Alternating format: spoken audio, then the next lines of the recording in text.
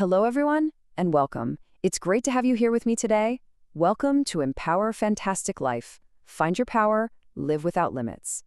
So let's just dive right in with a question. It seems pretty simple, but honestly, it's one of the most important questions you can ever ask yourself. Are you born smart, or do you become smart? Your answer to that, whether you even realize you have one, is like this invisible script that's running your life in the background, shaping just about everything you do. And that core belief is what the brilliant Stanford psychologist Carol Dweck calls your mindset.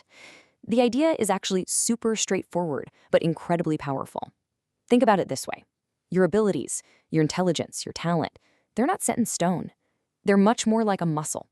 Yeah, you've got a starting point, but with the right training, they can grow stronger.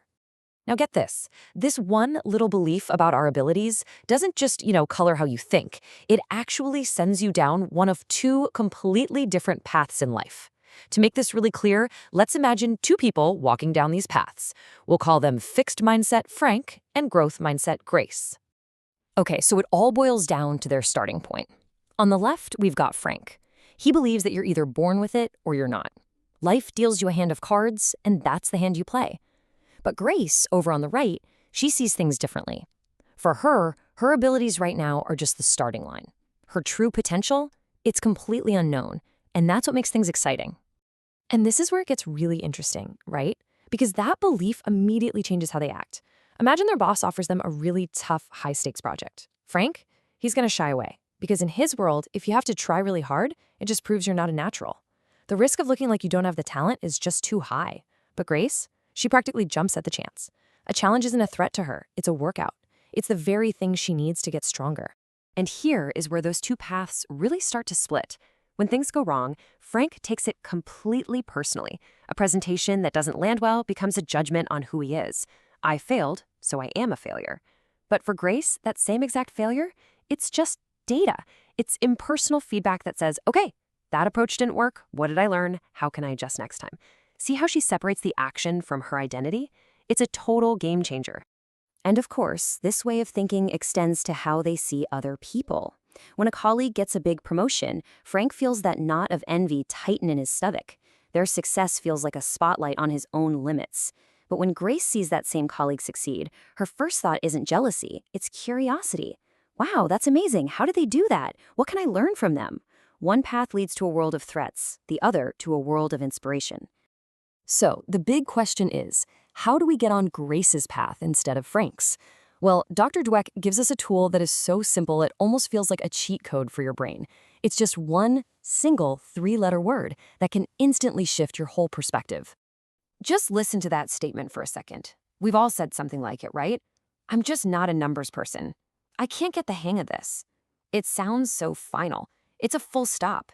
It's like you've locked a door and thrown away the key. It's a final judgment on yourself. But watch what happens when we just add this one little word at the end.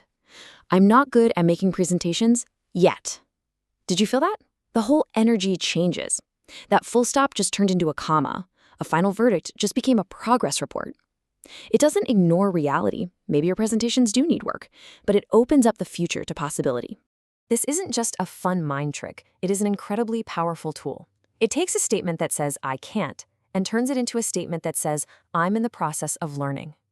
It acknowledges the struggle, but it refuses to accept defeat. And that is the very first step to choosing a growth mindset. Okay, but there's a really important catch here, a common trap that a lot of people fall into. Dweck calls it the false growth mindset. This is the idea that it's all about praising effort.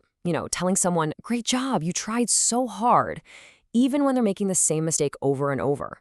A true growth mindset is so much smarter than that.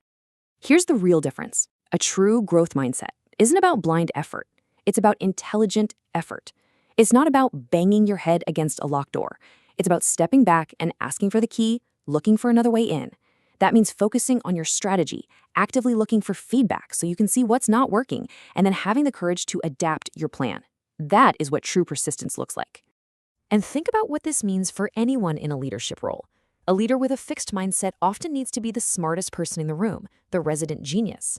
That creates a culture of fear where nobody wants to admit they don't know something. But a growth mindset leader, they see their job completely differently. Their job is to build a culture of learning where the whole team feels safe enough to try new things, to fail, and to grow together. If there is just one thing you take away from our time together today, I hope it's this.